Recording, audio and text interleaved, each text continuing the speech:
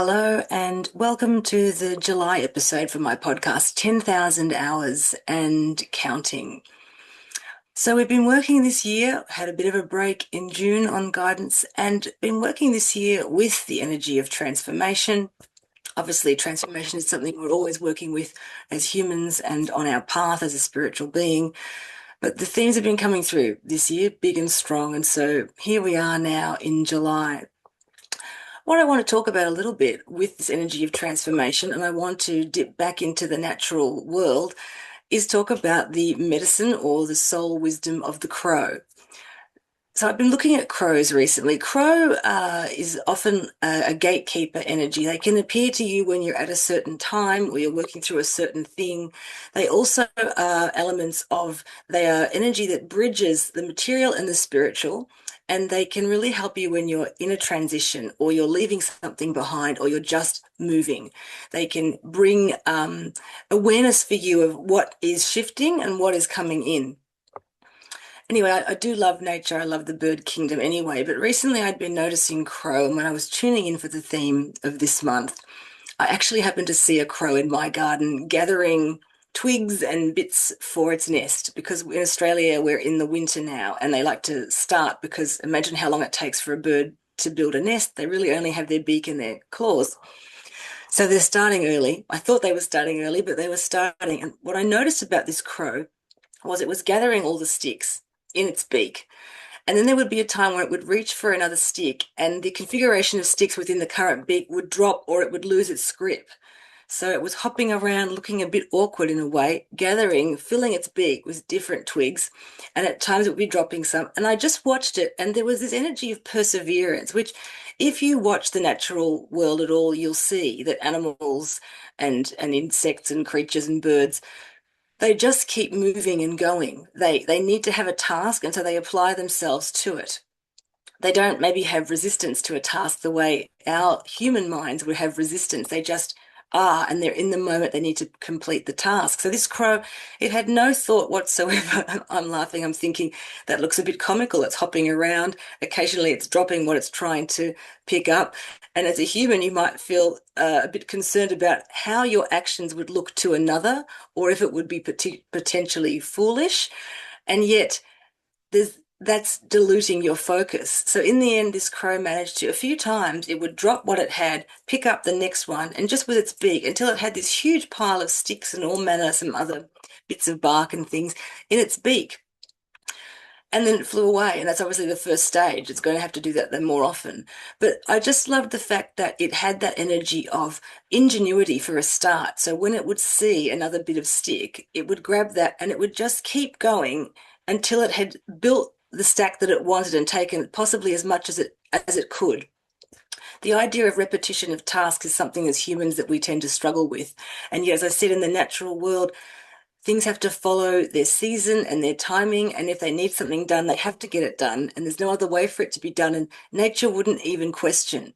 So if it helps you to think about the idea that when you're in that time of really needing to persevere through a life situation, through a series of tasks or a timing, if you can remind yourself and get out of the human thinking mind that can put a lot of restrictions or even internal judgments in place on top of you, and just remind yourself that if things need to be done, if the work needs to be done, give yourself the gift of applying to what is within you and in front of you and just giving yourself over to that without a thought of the next thing coming in or what this might look like or not wanting or the resistance of not wanting to do it. And there was just some purity in watching this crow focus and do that. The other thing with crows is they are highly intelligent and they learn things from what they do. So they observe and they learn. And once they've found a good way to do something, they'll continue to apply that behavior until it then becomes some new thing they need to add in. So they don't have a rigidity. They don't just react to things the same way over and over. They observe and they try new things, they experiment, and they have a sort of a punk rebel attitude. Like they don't seem to have any aggression to other crows as much within their, what am I trying to say, their grouping, their family groupings, whereas sometimes you'll see other certain birds can squabble with each other. And crows kind of have their own unique individuality. So I wanted to bring in the energy of crow for you. If you're at a point where you feel that you are transforming your energy, you are changing some of the things that you're doing, but in this transformation, which we've been touching on throughout the year so far, you're almost feeling like it's not a change, but it's a polishing and a refinement of what is within you. So you are allowing yourself to transmute and release anything that doesn't help you to stay in that real, we talk about the soul alignment. We don't always know what those things are, and it's not that we're always having to deeply delve within to see what needs to go, what needs to stay.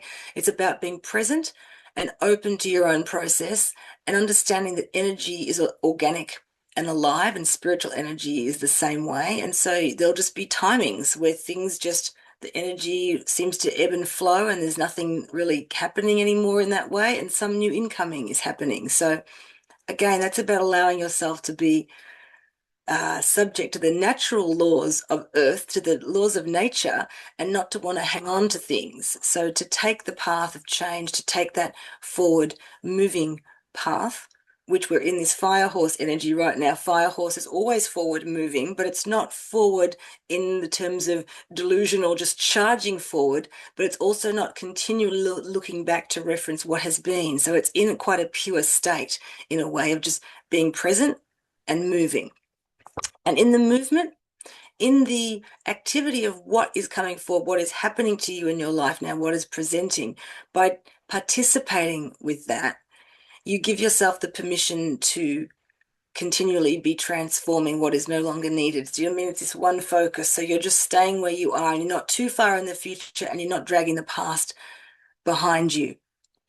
When we're in this present moment, we're in that flow state almost where we understand that what's happening, perhaps you don't necessarily know the ins and the outs or where it's going to land, but it feels natural to keep doing the next thing. And then some more information drops in, or someone comes in with another part of the task. And often this inner transformation work, when you're working with a team in the world of forms, you're doing some sort of business work or you're doing some creative work with other humans, then you are having to rely on people's input and what they're bringing to the project, and then you bring something and you all work together. When I'm talking about this transformation, I'm still talking about the inner personal transformation journey that we're on as Earth herself is transforming and moving and ascending into that frequency, the 5-dimensional and beyond of unconditional love and acceptance and community and harmony. We are having to release our stuff that holds us back from that frequency. So again, we're coming into alignment with that pure essence of self. And quite often, when you're doing this, I've talked before about this journey, when you're doing your own transformation, that support energy of your transformation, that collects and goes out to support everybody. So it's always helpful. Whatever you're doing can reflect out into the world and to be helpful. Even if people don't know you or what you're doing or you haven't said, you are bringing to bear this possibility of, if it can exist through you in an energetic state, it can exist for someone else in another way that is helpful for them. So never discount your own personal transformations, and never discount the transformations that are happening simply because you are alive. You're not necessarily delving in and doing work, but by being active in your life, being present to what's in front of you, you are moving and transforming and shifting energy. Working with that idea of the crow building its nest, what I've noticed for myself this month just gone has been just some things in my material world of changing things, getting in some new furniture and some bookcases, some foundations coming in. Now, that might seem simple, it's sort of organizing things, but I usually go through a period, and it actually happened for me. It's normally a spring clean, but this year it was just after the winter equinox here. I just started naturally and organically wanting to clean, to spring clean, to equinox clean, shift the energy. And usually for me, when I have these periods every year, I sort of tend to think, all this needs to be given away, the charity shop, and all this is going in the bin. And this year I realized there was a subtlety coming online. Perhaps you could call it the energy of the goddess Matangi, the goddess of the unwanted things or the rubbish. And she transforms things that are considered unwanted or rubbish into something useful and helpful. She always makes use of what is already there, and she shows you the value with that. So this season, this winter, I have found that in terms of adding things into my world, adding some different furniture, aligning things differently, placing the items that I own, all my spiritual kit and all these things, placing them differently. I didn't need to give away this time. It was about reconfiguration. And this to me was quite a beautiful thing, that when we get to a point, you might think of building the foundations at the beginning of a project or your journey, and you might think, so once that work is done, then we just keep going upwards, and there's just always growth. But what my understanding and experience has been on the spiritual path is there are levels of foundational work that you will come back to and you will do again and you will refine. It's not the same as saying I'm at the beginning of this journey.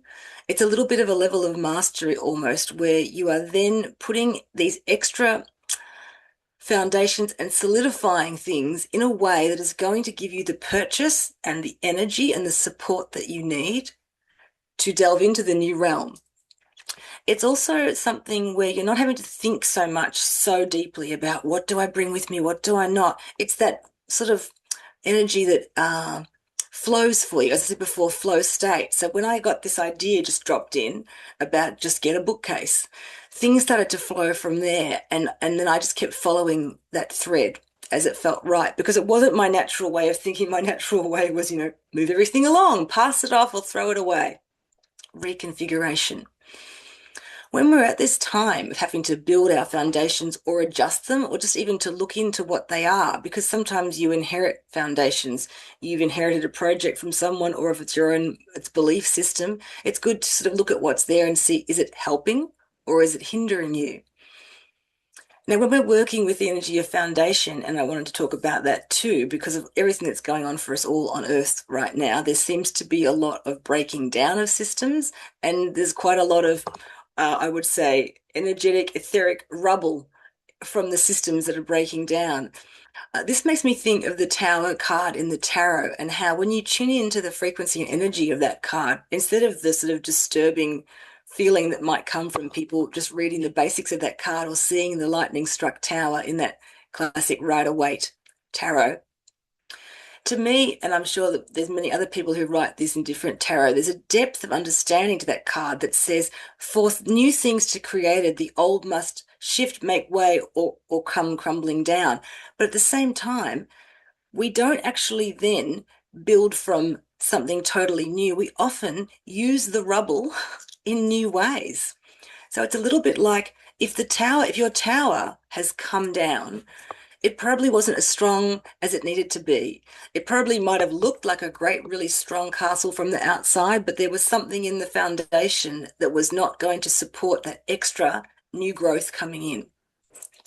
This is nice for you if you can see where the instability in your life, where that shaking, rumbling tower could actually be divine support from your soul, from the higher realms, the unconditionally loving beings of light who want to work with you and do work with us as humans, showing you that extra strength and maybe ramifications. That's not the human word I want. Extra strength, you need to add building to that foundation, that you don't just have a total clean slate and say we begin again and we don't use anything that was there before, because that's a little bit scouring and probably unnecessary, and probably in any sort of human history, even in the most helpful kind, you would reutilize the stone for the building that still had strength. You would strength test it maybe. So what I'm saying is, it's like you come into this life with your own set of Lego, if you like, with the building blocks of the personality, the soul, the lessons, the numbers in your chart, your astrology. This is your set. This is your Lego set. What we're here to do is to work with what we have and to find the best configuration of those parts of us in each part of our journey. So that means that the person that you were when you were in your teens, the person that you were in your 20s, and when you were a child, all of these aspects of you were right in the time. They had value, they had lessons for you. When I look back at myself too, and as I said in these podcasts before, and to clients, people who work with me know, my choice as a soul was to come through, and I was reminded that I was a soul from a very young age, and I was aware of spiritual energy as being something just as real as the other five senses. So that for me has also led me, there's been certain themes that I've worked with, and I see this with clients too, and people have the same themes arising within their life. And some people tend to say, oh, this same thing is coming up again, this pattern. But really, it's because you've come to bring that through and experience it and see it from all sides and see the holograph of it and work with it because somebody else is over there doing a whole other set of circumstances to you. So please don't ever think because I'm working on this same, or I can see these themes arising, or I can see that when I was that age, I also had these thoughts or this thing happening, and now I've got the same thoughts and I'm a lot older. Those things aren't necessarily limitations. Those are not necessarily things that you need to overcome. It's accepting you and all of whom you are, and then looking back at the kit that you've got and seeing, is there something else that can be added for extra strength or the refinement of that? I did reference the goddess Matangi before. I absolutely love her energy. And I find that she will come to you when it seems that things are a bit maybe out of control or chaotic. Or on the flip side of that, she may come when you're feeling things are a bit stagnant and you're kind of in what's there. You're in the old and you know there needs to be change. But like I said, I was going to use a big broom and sweep some of my stuff away. And she came in with the energy of just reconfigure it, Laura. So, what is the value that already exists within you when you're in your transformation process? Because we've spoken about the layers of transformation and how that can be, it can be discombobulating in ways. You can find that you're not fully aligned with where you want to be, but you're not fully aligned with where you were. And so, it's about finding the usefulness in letting things sort of land where they land, not just saying that nothing that went before was of use and that everything new is good, and not attaching to the new, but creating a space of possibility and potential where you find value that already exists within you, and that value is your soul light. What I was trying to say at the beginning of this sentence was when there's chaotic change in your life and obviously in the world around us, what do you rely on? What are your inner foundations in order to navigate perhaps those overwhelming changes? Because change is real, change is happening, it always happens for us. Resistance to change does not stop change from happening, it only causes internal pain. But there are times when it feels difficult. It feels really difficult and it's all incoming, or even your own inner stuff, you're just not sure, you're unsure. So go within, go into that part of you that is connected to the natural world and to your soul. When I say natural world, I mean that spiritual frequency too. I mean heaven and earth. Be like the crow or the animal in nature that just works with its own inner impulse. Doesn't take notice necessarily of what's happening, but what does your own inner impulse say? This is where we work with reading the energy. Go within, find that energy of your soul, find that connection to your heart, and that will help you to navigate the uncertainty. And it will also give you a clearer direction of what is mine to work through and understand, and what is all that other stuff incoming. It takes courage to keep following what is right for you and to not pay attention to all of the stuff that might be arising from other people, because people will say, well, you need to know and understand all these things. But quite often the mind doesn't need extra things to hold on to. It just needs to focus on the energy of alignment. So bringing through what is useful from the past and opening gateways of possibility to magnetize to you those new states of being that are going to be the most helpful for this refined, newer version of you on the path. Is that possible? Is that possible for you to take a moment and to think about this idea of the tower card, the lightning struck tower of whatever has been going on, whether it's something for you in your life, for those around you, or something you're witnessing? Could you take a moment to feel into your heart, to trust the light of your heart, to call upon the energy of your soul, and to view the almost destruction or the endings as the doorway, as the gateway into a new beginning? The value already exists.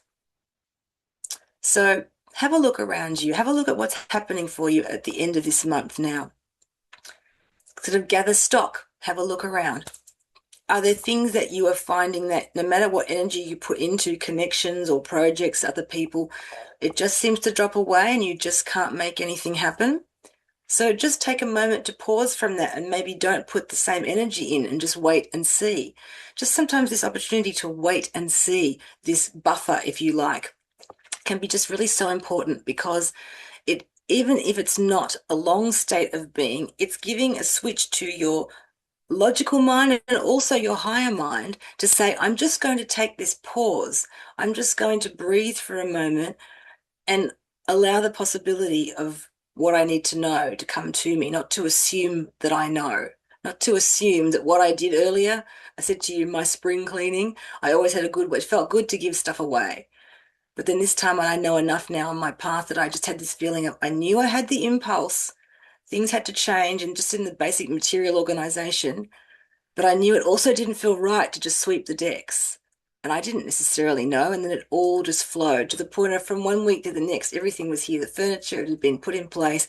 After it had been put in place, I'd already put all the books in. Do you know what I mean? Like it just flowed and I didn't feel it was a heavy task. It flowed in through the rest of the work that I do in my day. And yet it's not something I had actually considered for myself or planned until that inner impulse dropped in because I made space to listen because something said, this is not the way. I need to know another way. And I was just open. I was just open to that inner impulse. So, feeling into any rubble you might be experiencing in your life now, anything that seems to be tumbling or has crumbled, and just believing and understanding that instead of having the need to just clear everything away and shut down all of the projects or any of the relationships or whatever it might be, just keep an open awareness of what might have value, what is already around you that may have value that could be repurposed into something.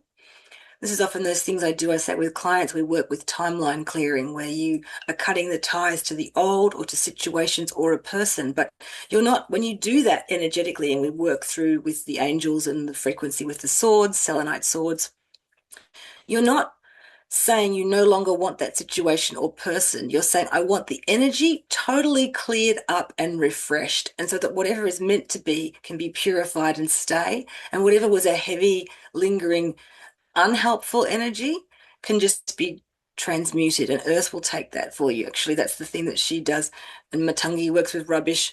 And Crow is also about taking something that is not valuable and turning it into gold, positivity. It's a betterment, it's an alignment.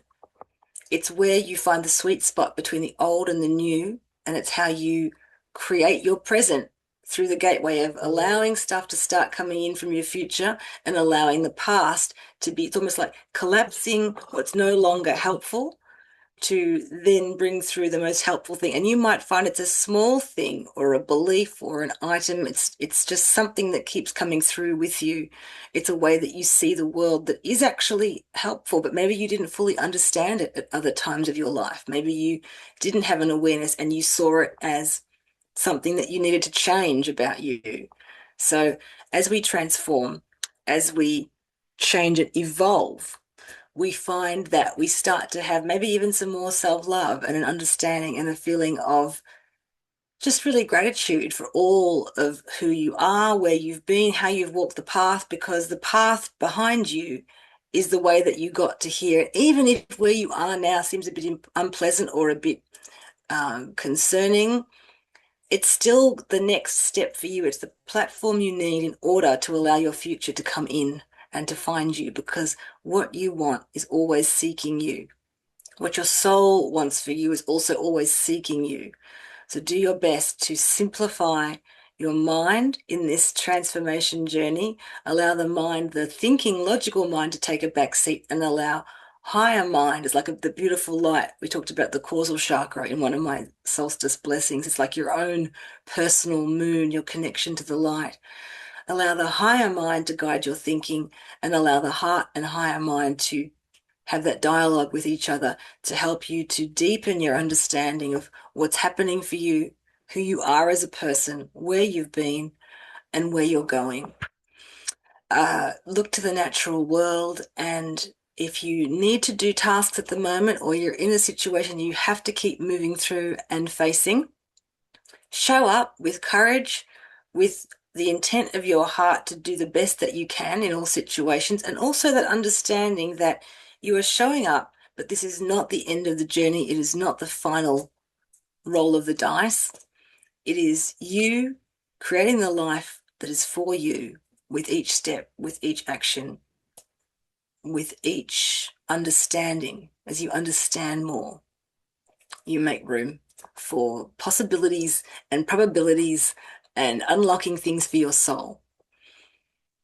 I'll leave you with that. I'll leave you with the medicine of crow. I encourage you to connect in with the wisdom of the bird kingdom. As I say, this month it was about crow. There's also a sense of humor to them. And funnily enough, after I had seen the crow in my own garden, I was looking on Instagram. I love looking at the animal videos, and someone had a crow. It was in summer in Europe, and he was hopping around the same action my crow had, but this crow was picking up those giant cheese twist chips, picking up a huge stack to go and eat.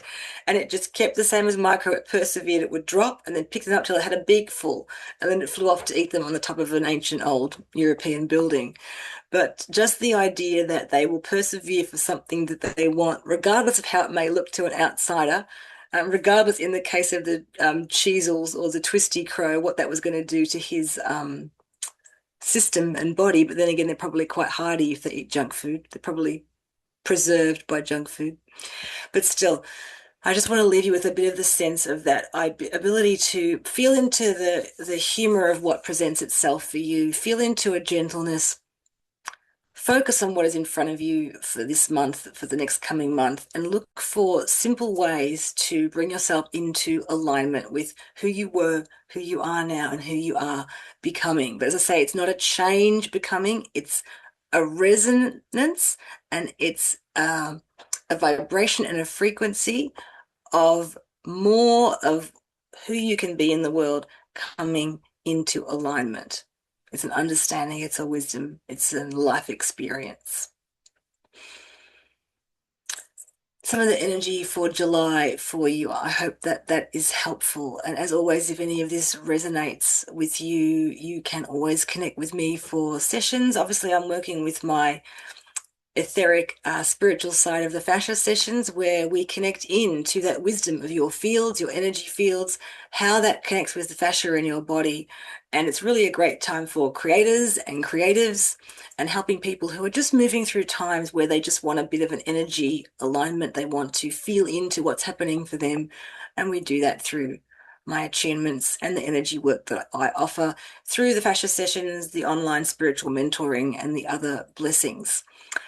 You'll probably notice that there's going to be all the podcast information is being built on the web page now. So there'll be transcripts, and it's all just foundational work there so that it can be accessed at different times. It's always nice to have, that's something I found. I put this energy out there, and then I'm realizing there's great ways that that can land and be held for future use. So it's being open to ways of finding usefulness for the seeds that you are offering in the world, and finding platforms for those to be found by others.